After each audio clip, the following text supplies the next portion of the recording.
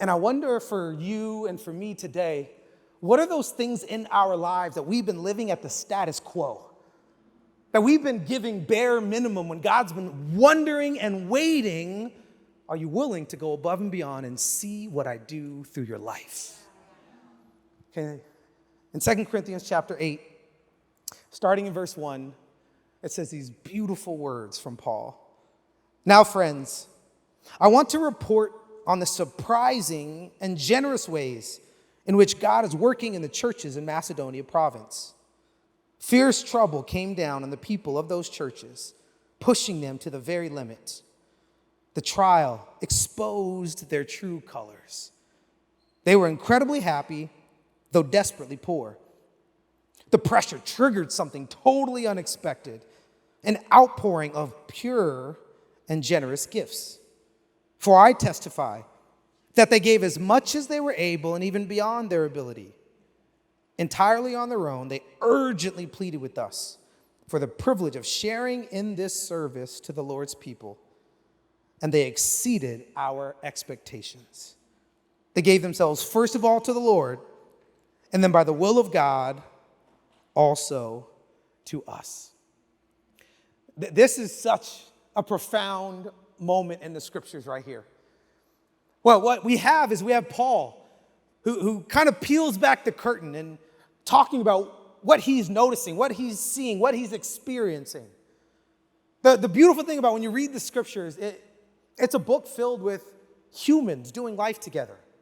It's divine, it's powerful, it's supernatural, but it's also human. And in this moment, we have Paul describing a moment between these two groups of people, the Corinthians and the Macedonians.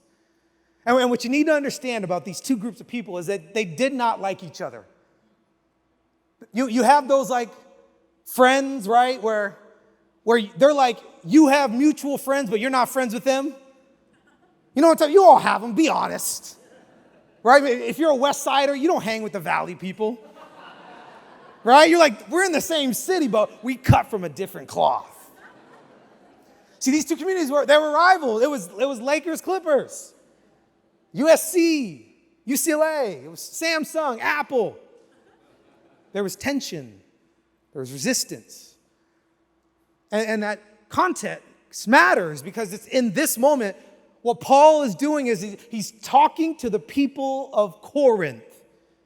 And he's saying, I'm going to tell you all the thing that God is doing through people that you cannot stand. And I think a huge part of this is he's trying to recalibrate their hearts, recalibrate their intimacy with Christ. Because here's the thing you need to ask yourself. Are you only willing to see what God's doing when it's through you or when it's through the world around you? See, it's easy to celebrate what God's doing when it's happening to you.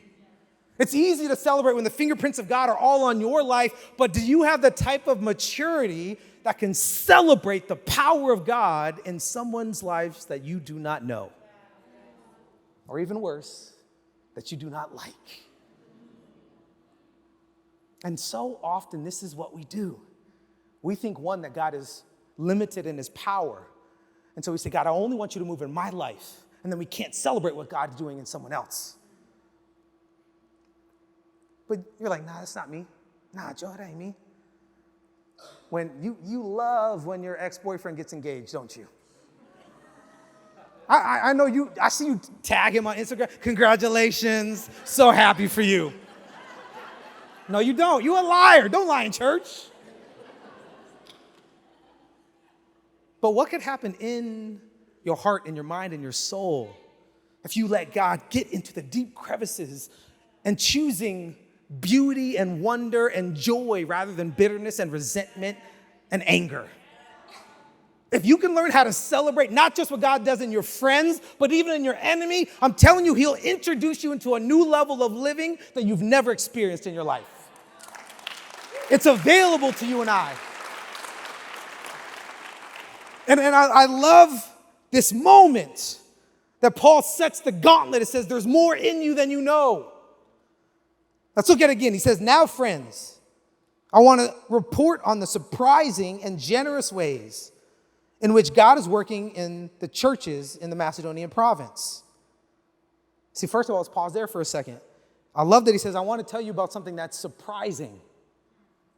I want to give you insight into something that was unexpected. Ask yourself this question. When is the last time that you let God surprise you? I feel like so often our lives are way too explainable. We don't leave room for the spontaneity of what God can do when you just give him your heart and your mind, you give him your expectations, you give him your future. You don't say, this is God, this is what I want you to do, but God, I'm ready for whatever you need to do. That you can be surprised by God. I love earlier this year, conversation I had with Pastor Carlos, and he told me he was just having a really hard time and struggling, and he said he's just in his back house. He was just praying and meditating. God's like, God, I don't feel you. I'm not ready. I don't know what you're doing, and I feel like I'm missing everything. And he said he heard God just whisper into his soul, get ready, I'm about to surprise you. And he said it was exactly what his soul needed. He woke up. He didn't need to have the information. He just needed to be available to what God could do. To just be ready for the surprise. I think some of you are holding on to certainty when God's been waiting to give you surprise.